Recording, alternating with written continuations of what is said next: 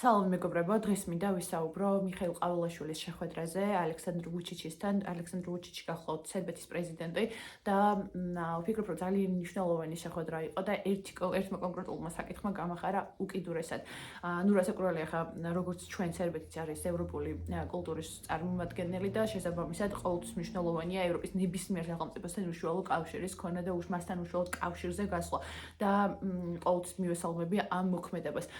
თუმცა განსაკუთრებით გამეხარდა რა განსაკუთრებით გამეხარა ვუჩიჩის ენთუზიაზმა იმასთან დაკავშირებით, რომ მას სურს საქართველოსთან ურთიერთობის გამყარება დაახლოებით ქვეშ ვიმყოფებით მრავალი კუთხით და ნუ ინტენსიურად უნდა როგორც საბჭოთა ურთიერთობების გაღრმავება, როგორც ვიცით, ის არ არის ევროკავშირის წევრი და ამას მოგვიანებით დაუბრუნდები და ის არ არის ევროკავშირის წევრი და უნდა საქართველოსთან ურთიერთობის გამყარება, მაგრამ ყველაზე მეტად რაც გამეხარა ამან გარდა იმისა, რომ საელჩო გაიხსნება და თუ ეკონომიკური ურთიერთობები დამყარდა, ვეროდ რომ გამყარდება ამ სახელმწიფოს შორის ჩვენსა და სერბეთს შორის ურთიერთობები, მაგრამ მისმა ერთმა კონკრეტულმა ფრაზამ, რომ საქართველო და სერბეთია იმყოფებიან ერთსა და იმავე მდგომარეობაში, ეს არის საკმაოდ მნიშვნელოვანი მოვლენა ამის აღნიშვნა და რაღაც ბევრი ჩვენგანი არც ფიქრობს ხოლმე, ხო, ამასთან დაკავშირებით. მე პირადად ბევრს არ მიფიქრია, რომ აი სერბეთთან უნდა მოხდეს ურთიერთობის გამყარება და ეს აუცილებლად ასეა, იმიტომ რომ ერთ ბედ ქვეშ ვიმყოფებით. თუ საქართველოში არის ორი ოკუპირებული ტერიტორიები, რუსეთის მხრიდან, ნუ აქ მესამე მხარის ჩარევასთან გვაქვს პირდაპირ საქმე, როგორც ჯარით, ასევე მანამდე ეკონომიკური საფუძვლის შექმნით ამისთვის და ასე შემდეგ. აფხაზეთის კუთხე და ცხინვალის რეგიონი სერბეთში გვაქვს კოსოვო და კოსოვოს შემთხვევა.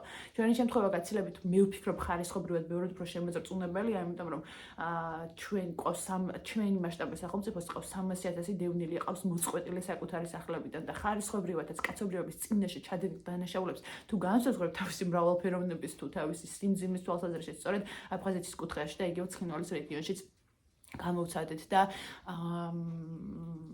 აი ეს მდგომარეობა ნამდვილად გვაკავშირებს სერბეთთან. ჩვენ საბედნიეროდ არასდროს არ გვიღიარებია კოსოვოს დამოუკიდებლობა და იმიტომ რომ ვერც ვაღიარებთ ხო კოსოვო არის სერბეთი. და ძალიან მნიშვნელოვანია აი ამ თვალსაზრისით ურთიერთობების გაღრმავება, იმიტომ რომ ნამდვილად როცა ორი სახელმწიფო ერთ ბედ ქვეშ იმყოფება. მაგრამ ამასთანავე არ უნდა დაგვაუწყდეს, რომ კიდევ ერთხელ აი რომ თქვი მოვუბრუნდებით ამ საკითხს, სერბეთი არ არის ევროკავშირის წევრი. შესაბამისად მხოლოდ სერბეთთან ურთიერთობის დაალაგებით და გაღრმავებით ეს პირდაპირ ნაბიჯი არ იქნება ევროკავშირთან დაახლოების. ნუ ესეთი ნაბიჯი შეიძლება იყოს, მაგრამ არაპირდაპირია. ჩვენს კი უნიშნელოვანესია ახალი წელი მოდის. აუცილებელია რომ ახალ 2026 წელს ფოკუსირდეთ ევროკავშირთან ურთიერთობის გადაწყვეტვას და იმიტომ რომ ეს არის საქართველოს ერთ-ერთი უნიშნელოვანესი ამოცანა. რისი გაკეთება შეგვიძლია ჩვენ გარდა იმისა, რომ ჩვენი პოლიტიკოსების, იმეთი პოლიტიკოსების წარმომადგენლების ორმხრივი დანაშაულებიდან გამომდინარე მოხდა ურთიერთობების დაძაბვა, რაც აუცილებლად უნდა განიწვრთოს და აუცილებლად უნდა მოხდეს ამ ურთიერთობების გადასინჯვა ახალი 2026 წლიდან. იმიტომ რომ საქართველოს მომავალი არის ევროპა და შესაბამისად აუცილებლად სასწრაფოდ უნდა მოხდეს ამ ურთიერთობების განახლებაზე ფიქრი, მაგრამ ჩვენ თვითონ სახელმწიფოს რისი გაკეთება შეგვიძლია, როგორც საზოგადოებას, როგორც სამთავრობო ჯგუფებს, ასევე პოლიტიკურ ჯგუფებს, იმის გაკეთება შეგვიძლია, რომ ჩვენ უნდა გავყვეთ იგივე კოპენჰაგენის მოთხოვნებს, ჩვენ უნდა გავყვეთ იგივე ვიზრუნოთ იმაზე, რომ მაქსიმალურად მოვიდეთ შესაბამისობაში ევროკავშირის წევრი სახელმწიფოების ინტეგრაციის თვალსაზრისით, იმიტომ რომ როგორც ვიცით, ესეც ცალსახად არ ხდება წევრობა, ჯერ გარკვეული მსგავსებები და თანხმდეუნებდებარ მდგომარეობდეს ევროკავშირის წევრ ყველა სახელმწიფოსა და კანდიდატ სახელმწიფოს შორის და აი ამაში საკმაოდ დიდი ძალისხმევის ჩადება და გჭირდება ჩემი აზრით, უნდა ჩავდოთ ამაში მაქსიმალურად დიდი ძალისხმევა, როგორც კიდევ ერთხელ ვამბობ, არასამთავრობო ჯგუფი იქნება ეს სამოქალაქო საზოგადოება, ჩვენ რიგითი სამოქალაქო პირები თუ სამთავრობო ჯგუფები ამაზე საკმაოდ დიდი მუშაობა გვექნება გასაწევი და აუცილებლად უნდა გავწიოთ.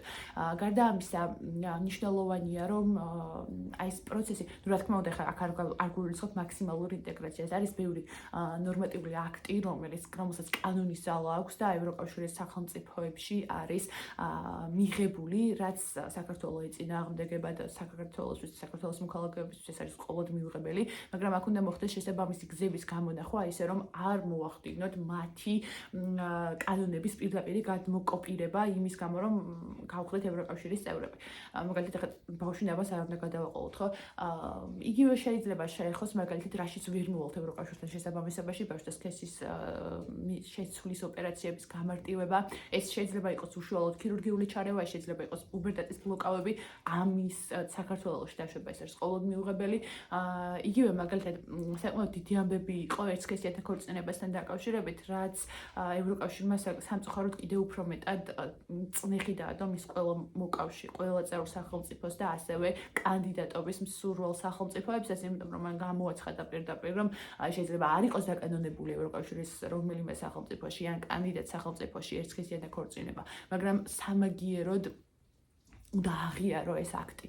თუ მაგალითად საფრანგეთში ერთსქესიანთა ქორწინება გაფორმდა, საქართველოში შემოვა ეს წყვილი, მას უნდა მოექცე როგორც წყვილს კანონდებრივად რასაკვირველია და ნორმატიული აქტების შესაბამისად. თუმცა ამასთან დაკავშირებით მე ვფიქრობ შეიძლება ეს რაც არის იგივე ფაქტობრივად აღიარება ერთსქესიანთა ქორწინების.